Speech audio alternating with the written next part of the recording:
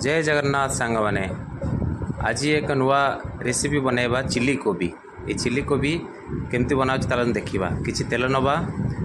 तेल नहीं सारापर कंचा लଙ୍କା पकेबा जीरा पकेबा जीराटा फुटी सारापर से आम अनियन ऐड करवा जो पियाज खोल खोल छड़ा हो से खोल खोल पियाज को छड़े आम ऐड करवा एवं पियाज उपर आम सल्ट पकेबा जहाँकि मेल्ट जल्दी हो फ्राए जल्दी हो बोली एवं से फ्राए कर सारा पर देखु से कितना बढ़िया ब्राउन कलर हो जाइए एवं ब्राउन कलर पर से आम कि अदा रसुण पेस्ट पकेबा पेस्ट पकई सारा पर आम ताकू किसी समय घाटी दवा जोटा कि भल भाव मिक्स होपर आम मिक्स हो सारापर से पकेबा रेड चिली सॉस पकेबा एवं रेड चिली सॉस पकई सारापर बढ़िया भाव में ताकू मिसेबा एवं अच्छा से मिसेबा मिसे सारा से पुणी पकेबा आम टमाटो सॉस पकेबा टमाटो सॉस पकई सारा पर पुणी ताकू मिसेबा भल भाव में मिसई दबा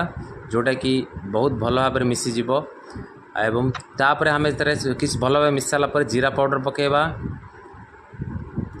पकेबा तापर पके हल्दी पाउडर पकेबा तापर धनिया पाउडर पकेबा और धनिया ये सब पाउडर पकई सारापर भल भाव में मिसई दबा अलग गोटे जगार पात्र आम नेवा कि पानी नेला पर से किसी कॉर्नफ्लोर पकेबा जोटा कि थिकनेस आने चिली कोबीर जो थिकनेसटा को सफ्टनेस आने आम ये गोटे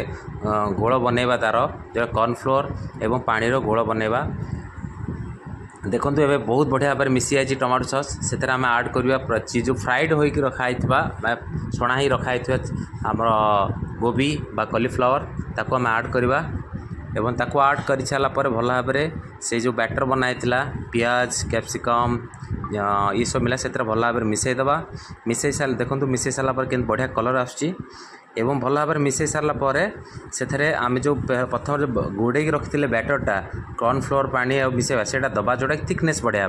तार थिकनेस बढ़ाया पतलापन आने और मोटा मान थोड़ा सा सफ्टनेस और देखा अच्छा देखापी से मिसई दबा एवं भल भाव में मिसई सारापर जोटा कि धनिया पतर दबा केमती लगिला कमेंट कर जनातु लाइक करंतु। जय जगन्नाथ।